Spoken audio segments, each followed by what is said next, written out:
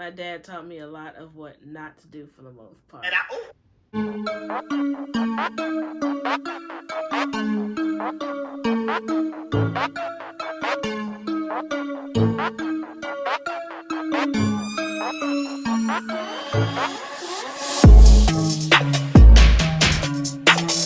I'm Shorty Q, and if you're new, what it do? I hope you come part of the Q crew.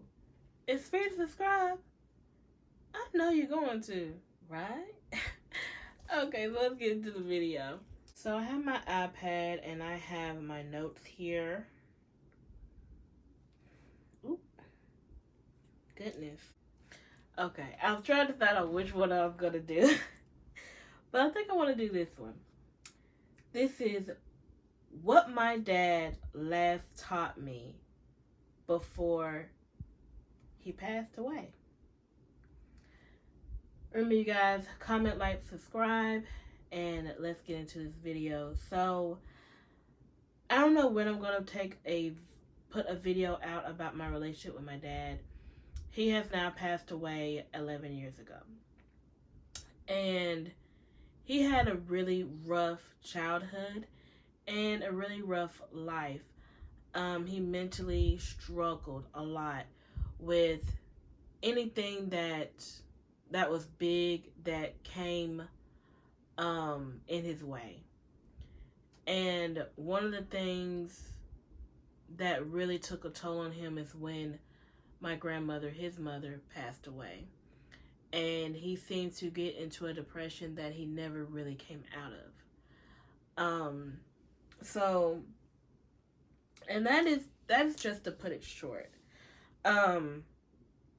So if I haven't already put a video out, check that video out about the relationship so you can better understand of why I'm speaking of what he last taught me. But I just thought it would be really informative to everyone of what I learned from my dad's passing. And here we go. So the first thing that I learned is God's timing is always divine and always on time. I know that my dad definitely struggled with this, and a lot of us do. God's timing is on his time. We, like, people that really believe in, whether it's the universe or any high being of the God, that they are going to give you what you manifested, what you prayed for, what you put out in the atmosphere. But it's that timing that gets us every time. It takes forever. It's not when you want it. It doesn't come the way you thought it was going to be. It can burn bridges because it had to happen in order for it to come. But it's like, dang. You really got to be ready for what you asked for. But I knew of it. But the reason why my dad was the reason that really taught me that was my dad was laid off for a very long time. He was into IT. He was into all tech. My dad was extremely smart. He could take a test. People always told me he could take a test and not study and make an A. So because he was in technology always changes. Me and my mom got on my dad, were like, you need to go back to school. He was always concerned about paying for it, but my dad was in the Air Force. He didn't know that he could go to school for practically free now. And he finally ended up doing that. And just like everyone always told me, which he was my dad, I knew this of him anyway. He aced all the tests. He was supposed to finish within a year.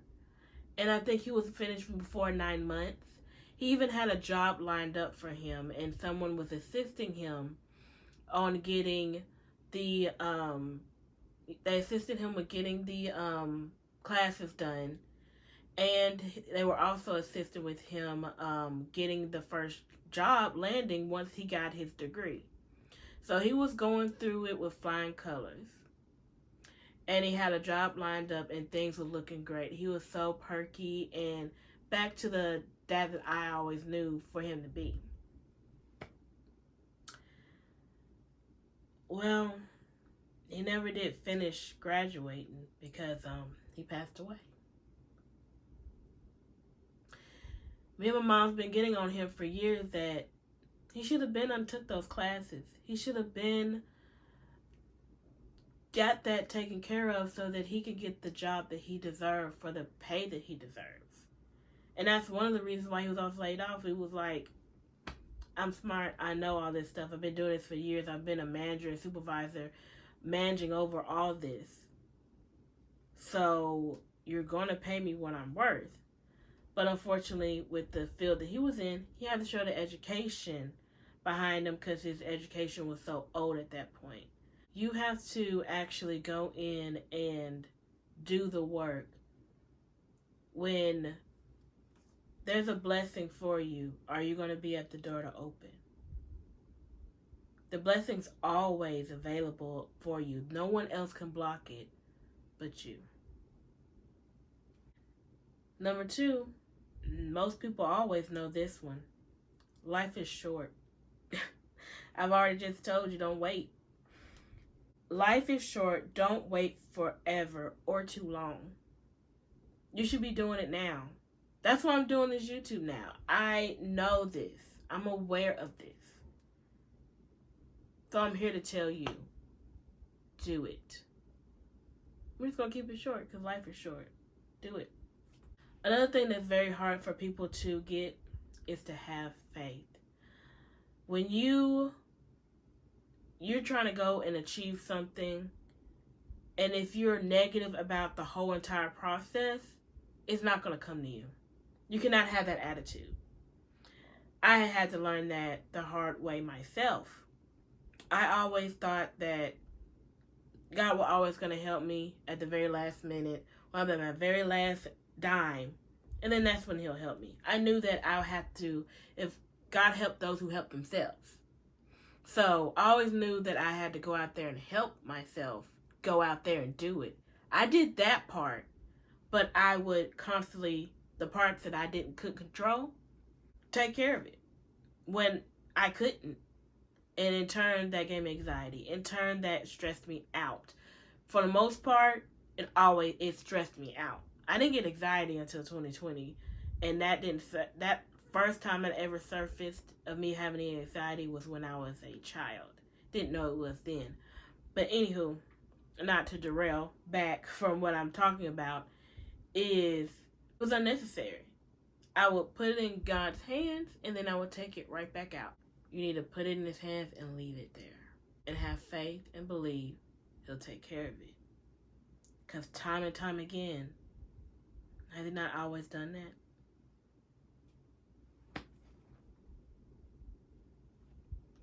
Just saying.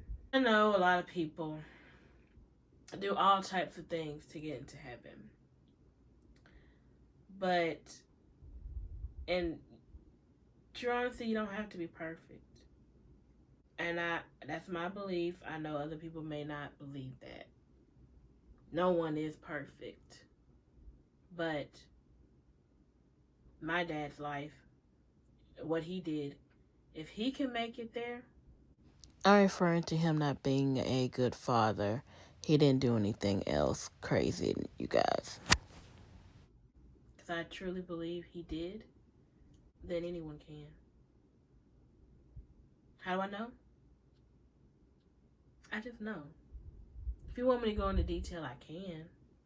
And last but not least, I have a whole video on self-sabotage. Don't self-sabotage. That's what my dad was doing the whole entire time. You are smart. You're able to get scholarships and grants to pay for your schooling. And he was able to go through his efforts to pay for everything. There was no reason why he didn't go back to school. He was so stubborn. He did not want to believe us. He wanted to continue to tell us no. I don't know if it's a dang Aquarius thing, even though he was a Aquarius, Capricorn cuffs. Just saying, I'm throwing out the zodiac signs. Because it seems like every time you try to correct an Aquarius, they don't want to hear you. I thought that the earth signs were the dang stubborn ones. My gosh. It was all self-sabotage. He did that a lot in a lot of other areas too. If he wasn't constantly self-sabotaging himself and not just going out there and doing it, he would have already achieved what he's been wanting to do for so long. Because one of the other things that really tore him down besides his mother's passing years ago was when he lost this very good high-tech job. And he was laid off because they just didn't need him anymore for the technology that he was working in.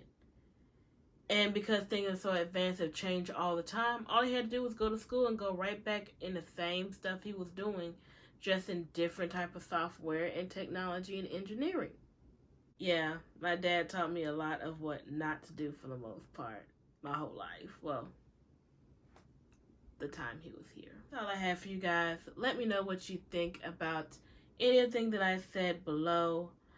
I just wanted to give this out as a reminder. If anything, if no one else is there to tell you, you can do it. Life is way too short. I have my mom, on my mom's side, she is one of 10. And now there's only 5. And her husband is gone 11 years ago. If anything, you should know life is too short, and you should make the life that you want to live, that you want to do, today. Remember, you're beautifully, wonderfully made, only you can make that change. I'll see you guys